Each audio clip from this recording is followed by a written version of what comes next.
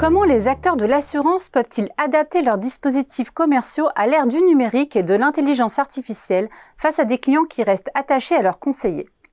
Aujourd'hui, agences, centres d'appel, sites web, applis mobiles et réseaux sociaux coexistent. Pourtant, un déséquilibre persiste.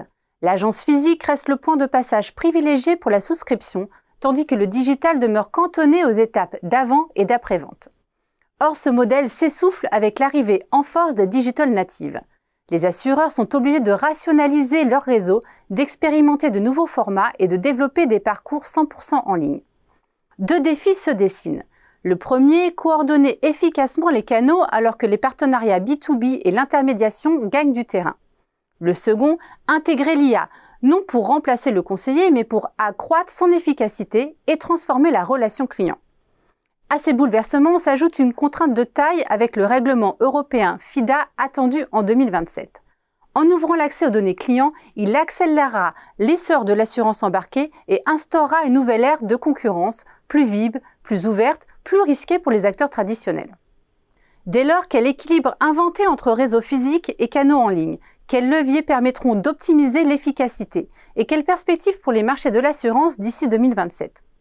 Dans cette nouvelle étude de la collection Precepta Insight, les consultants de Xerfi ont notamment analysé les logiques de transformation des dispositifs commerciaux et relationnels dans l'assurance. Cette transformation s'accélère sous l'effet de la digitalisation et de l'intégration de l'intelligence artificielle qui améliore l'efficacité et la personnalisation des parcours clients. Le développement du multi-accès permet de fluidifier l'expérience omnicanale, tandis que le modèle 100% en ligne retrouve une dynamique, comme en témoigne l'exemple d'Alliance Directe. En parallèle, les stratégies en matière de réseau physique divergent. Certains acteurs, comme BNP Paribas, rationalisent leur maillage, tandis que d'autres, à l'image de la Mutuelle de Poitiers, choisissent de le densifier. L'optimisation passe également par l'expérimentation de nouveaux formats visant à renforcer l'attractivité des points de contact, à l'instar de Maïf, ou par le développement de réseaux sans agence, comme chez Malakoff Humanis.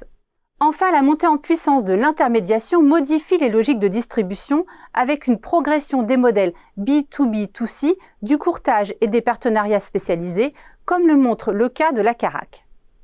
Au-delà de cette analyse, les consultants de Xerfi décryptent dans cette étude les enjeux et défis stratégiques auxquels doivent faire face les décideurs. Le rapport livre également un décryptage des grands modèles de distribution, analyse les forces, faiblesses et performances des réseaux, ainsi que des prévisions exclusives sur les marchés de l'assurance jusqu'en 2027. Pour des informations plus complètes sur cette analyse stratégique, vous pouvez télécharger le document de présentation qui se trouve à côté de la vidéo.